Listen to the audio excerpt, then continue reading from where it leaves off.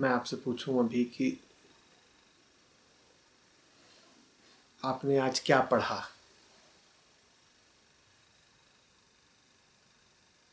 तो ये सार्थक प्रश्न है और इस प्रश्न के उत्तर के लिए आपको स्मृति को टटोलना ही पड़ेगा। आज जब हम मिले तो मेरा पहला ही सवाल था, यात्रा कैसी रही, इस स्थल तक आने की भी और जीवन भर की भी। निश्चित ही उत्तर देने के लिए आपने स्मृति का सहारा लिया होगा।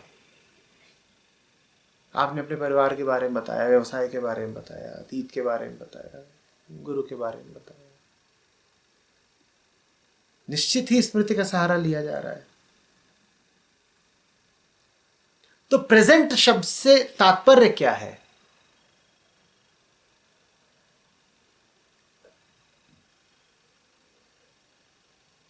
या आप कहते हैं कि आप प्रेजेंट में, वर्तमान में जीना चाहते हैं, तो उससे आपका तात्पर्य क्या है? क्योंकि स्मृति का प्रयोग तो आप सर्वथा कर ही रहे हैं।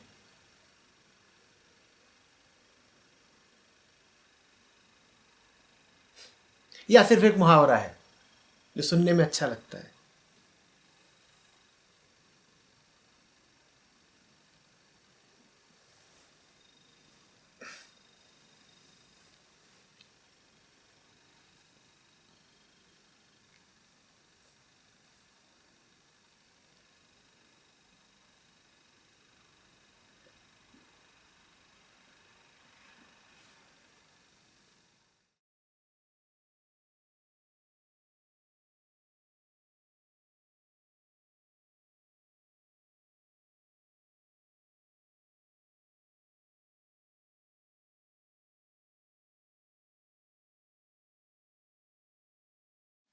कबीर चादर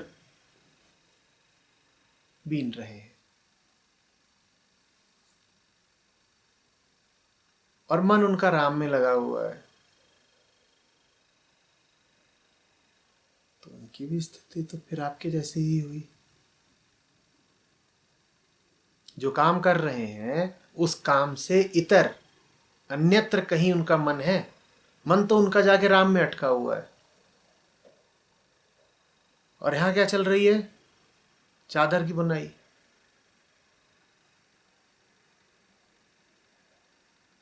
चदरिया झीनी रे झीनी, उनको तो कुछ और ही याद आ रहा है।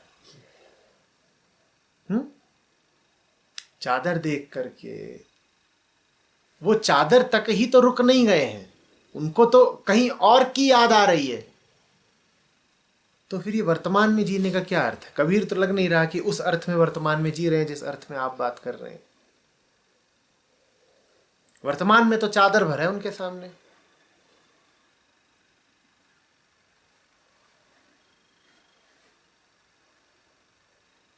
पर उस चादर को देख के कभी कहते हैं कि मेरी चादर पे दाग लग गया, ये क्या हो गया। कभी कहते हैं मेरी चादर पे ज्ञान का साबुन लगाओ रे। कभी चादर को देख रहे हैं और मानव शरीर और मन के विकास की पूरी प्रक्रिया उनको दिखाई दे रही है। गर्भस्थ शिशु उन्हें दिखाई दे रहा है। तो उनके बारे में तो ये कहना बड़ा मुश्किल होगा कि जो कार्य कर रहे हैं उसी में रत हैं, वो तो कहीं और रत हैं। तो ये वर्तमान क्या है, ये प्रेजेंट क्या है?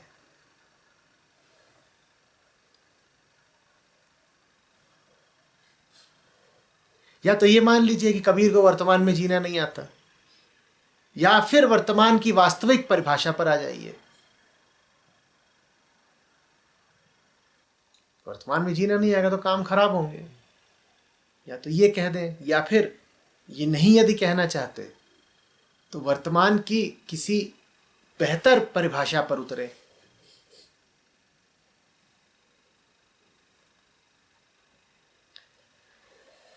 वर्तमान का अर्थ है सत्य।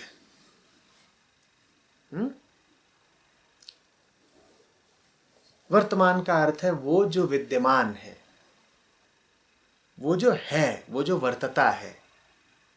वर्तमान में जीने का अर्थ होता है कि मन सदा सत्य में लगा रहे। वर्तमान का कोई संबंध इस पल या उस पल से नहीं है।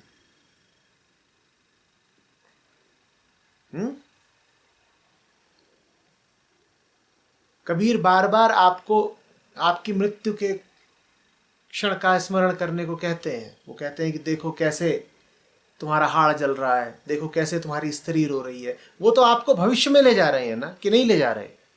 ले जा रहे हैं कि नहीं ले जा रहे?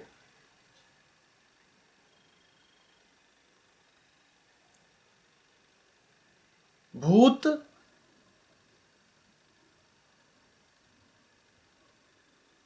जो पल समक्ष है, जिसे हम आमतौर पे वर्तमान बोलते हैं, पर जो वर्तमान है नहीं वास्तव में,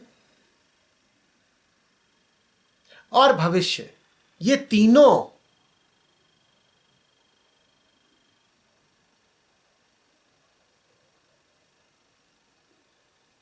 वर्तमान के भीतर हैं। ये तीनों सत्य के पेड़ पर लगे हुए फूल हैं।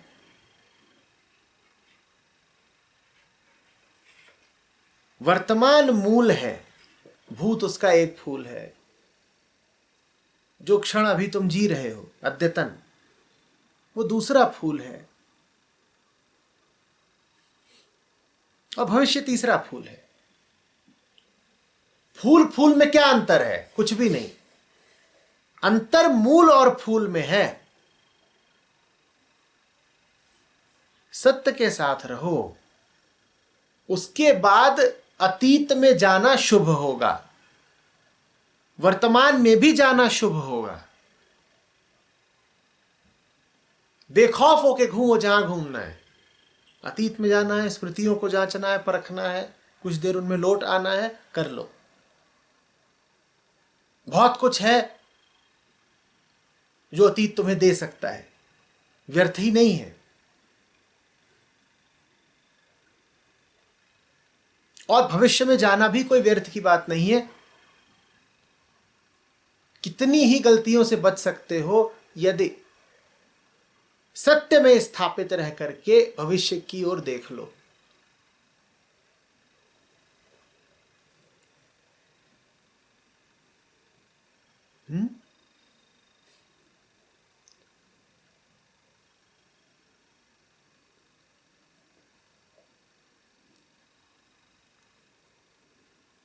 आप अपने आप को जबरन किसी काम में लगाते हो और आपका मन मंदिर की ओर भागता हो, तो अच्छा ही है ना। आप कह रहे हैं जो काम कर रहे हैं मन उसी में लगा रहना चाहिए। क्यों लगा रहना चाहिए? अधिकांशतः हम जो काम करते हैं वो इस लायक होते ही नहीं कि उनमें मन लगे।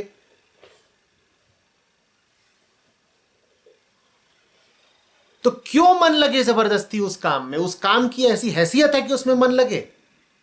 वो काम धर्म विरुद्ध है, स्वभाव विरुद्ध है, और आप चाह रहे हैं उसमें मन लग जाए। मन नहीं लगेगा। मन को तो राम में लगना है। मन राम की ओर भाग रहा है और आप कह रहे हैं गलत हो गया। और आजकल ये बड़ा प्रचलित है कि जो कर रहे हो उसको पूरी तरह करो। बलात्कार कर रहे हो तो पूरा ही करना, आंशिक मत छोड़ देना।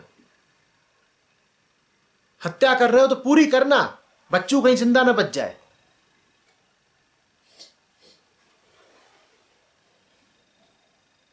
जो कर रहे हो पूरा करो। और जब ये बात कही जाती है तो सुनने में बड़ी आकर्षक लगती है कि देखो खेल रहे हो तो पूरी तरह खेलो, उस वक्त कुछ और मत सोचो। देखो दौड़ रहे हो तो पूरी तरह दौड़ो, पढ़ रहे हो तो पूरी तरह पढ़ो, सो रहे हो तो एकदम सो, जगे हो तो पूरे जगे हो, बात कर रहे हो तो बात में तल्लीन रहो। अब बात कर रहे हो, बात में तल्लीन रहो। और विवाद कर रहे हो तो, और क्रोध कर रहे हो तो, और हिंसा कर रहे हो तो। और अधिकांशतः हम क्या कर रहे होते हैं? दुनिया भर के सारे फसादों में ही तो लिप्त होते हैं ना। और ये जो शिक्षा है जो कहती है कि जो कर रहे हो उसको पूरी तरह करो, ये बड़ी घातक शिक्षा है।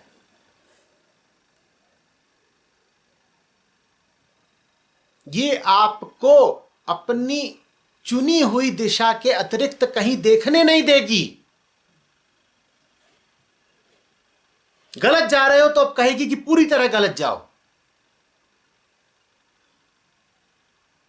मन अब भले ही भटकना चाहता हो, पर आप उसे भटकने नहीं देंगे। मन का भटकना कोई व्यर्थ ही थोड़ी ही होता है। मन भटक इसलिए रहा है क्योंकि उसे सही जगह की तलाश है। आप उसे जो जगह दे रहे हैं उसे वो मंजूर नहीं। मन के लिए वो जगह स्वभाव विरुद्ध है। मन इसीलिए उड़ उड़ के कहीं और जा रहा है। हाँ, मन में अपनी स्वयं इतनी योग्यता नहीं है कि वो उड़े तो सही स्थान पर जाकर के बैठ जाए। तो उसकी हालत अजीब हो जाती है। वो इधर उधर भागता है, वो जानता ही नहीं जाना कहाँ है। वापस वो आता है तो उसको बेचैनी होती है, कहता है यहां तो नहीं रह सकते। जैसे कोई बच्चा हो जो घर में दुख पाता हो, जिसकी पिटाई होती हो, घर पे उपेक्षा मिलती हो, प्रेम न मिलता हो, तो घर से तो निकल जाता है बार बार, पर घर से निकल के जाए कहां ये जानता नहीं है। कभी इधर कभी उधर, इस दरवाजे उस दरवाजे, इस गली उस गली हो करके पुनः वापस कहां जाता है? घर पे। पर घर पे 2 दिन टिकता है, फिर भागता है। ऐसी हमारे मन की हालत है।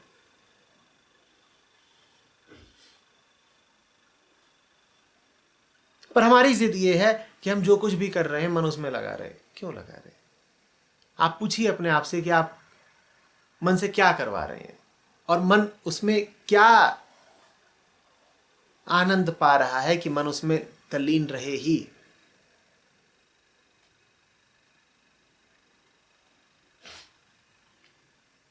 ताना बाना बीनने में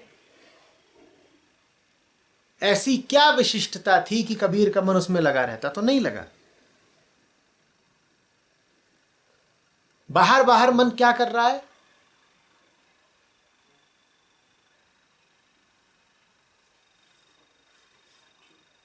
बुनकर का मन है तो कपड़ा बुन रहा है। और भीतर ही भीतर असलियत यह है कि मन लगा है राम के साथ। अच्छी बात है।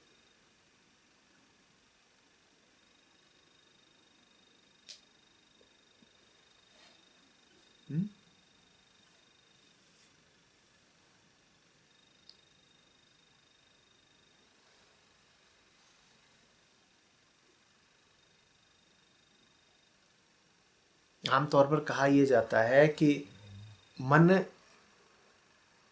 गंवार होता है, उसको आप भजन में लगाइए तो भोजन की ओर भागता है।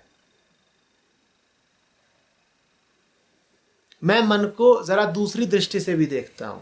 मैं कहता हूं ये जो हमारा अन्य मनस्क जीवन है ये बता रहा है कि मन गंवार ही भर नहीं है, मन के भीतर कोई बड़ा जानकार भी बैठा हुआ है। नहीं तो हमारे जीवन में इतनी अन्य मनस्कता क्यों होती है? अन्य मनस्कता समझते हैं? हो कहीं पर मन कहीं और पे है। और जब मैं देखता हूं कि अधिकांशतः हम गलत जगहों पर ही होते हैं तो फिर मुझे मन की नैसर्गिक वृत्ति पर ज्यादा भरोसा आ जाता है बजाय हमारी कृत्रिम बुद्धि के।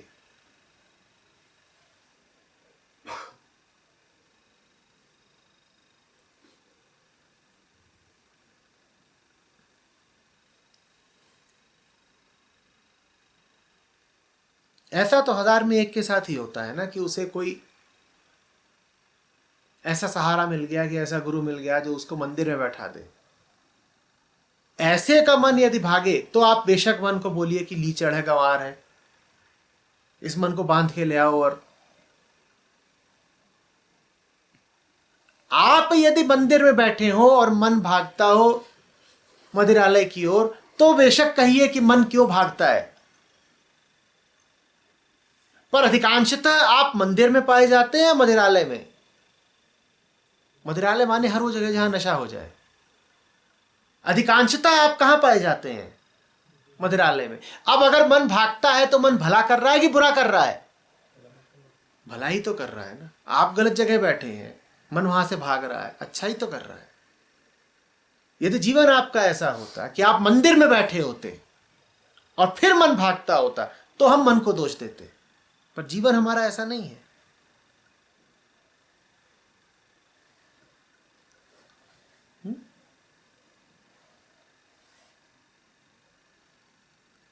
अपने जीवन पर एकदम साफ दृष्टि डालिए और पूछिए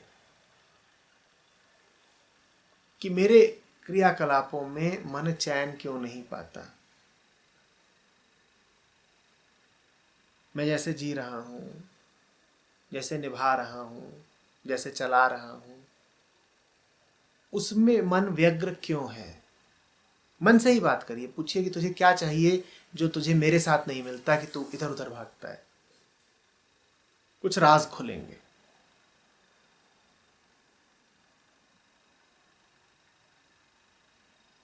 हुँ?